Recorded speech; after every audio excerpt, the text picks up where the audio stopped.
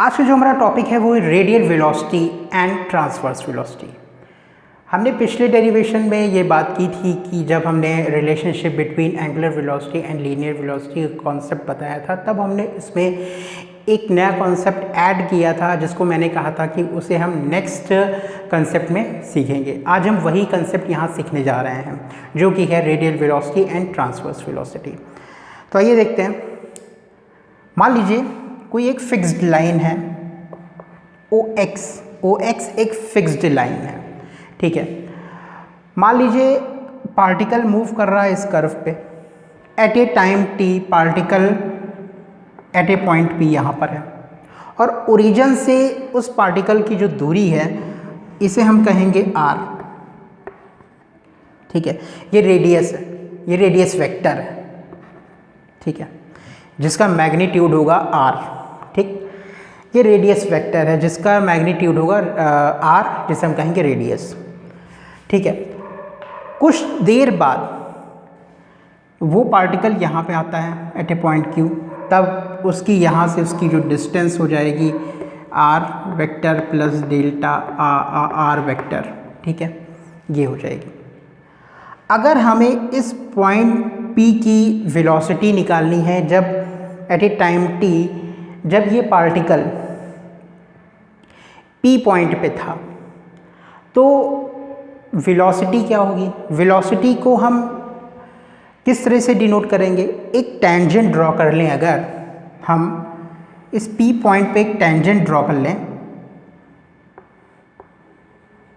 ये आपका P point है, इस पर हमने टेंजेंट ड्रॉ कर लिया जो ये बताएगा कि इस पॉइंट में वेलोसिटी की डायरेक्शन किस तरफ थी, यानी ये इस तरफ जा रहा है, ठीक है। अब क्या करें कि अगर हम ये वाली लाइन थोड़ी एक्सटेंड कर दें, ठीक है। कहने का मतलब ये है, ये हमने एक्सटेंड क्यों किया, इसका एक रीज़न है। ये रेडियस वेक्टर इस टेंजेंट से कितना एंगल बना रहा है? मान लीजिए ये एंगल बना रहा है फाई, ठीक है। और ये फिक्स्ड लाइन से ये OP वेक्टर कितना बना रहा है? थीटा, ठीक है। जब ये फाई है तो ये एंगल भी फाई होगा, ठीक। अब ये वेलोसिटी कंपोनेंट में ब्रेक हो जाएगी। जो रेडियस के अलोंग होगी वो होगी V cos theta, sorry V cos phi, और जो इस रेडियस से परपेंडिकुलर होगी V sin फाई।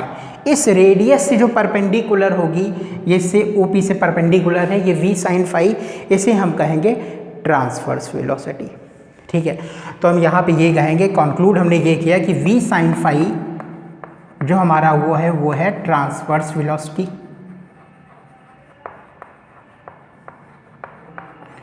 ठीक है। और V cos फाई है हमारा रेडियल वेलोसिटी।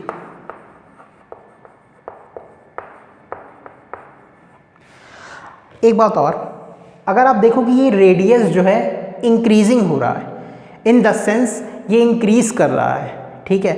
तो ये क्यों इंक्रीज कर रहा है? इसके पास एक वेलोसिटी है जिसे हमने कहा रेडियल वेलोसिटी, और ये एंगल है थीटा, ये इंक्रीज कर रहा है किसकी वजह से? इस V sin फाई की वजह से, ठीक है। तो यहाँ पे ये छोटी सी चीज़ बतानी थी, बाकी आपको ये समझ में आ गया कि जो रेडियस के अलॉन्ग होगी वो V cos फाई होगी, जो इस रेडियस से परपेंडिकुलर होगी उसे हम कहेंगे V sin फाई या ट्रांसवर्स वेलोसिटी। तो आई होप आपको ये कंसेप्ट समझ में आया होगा।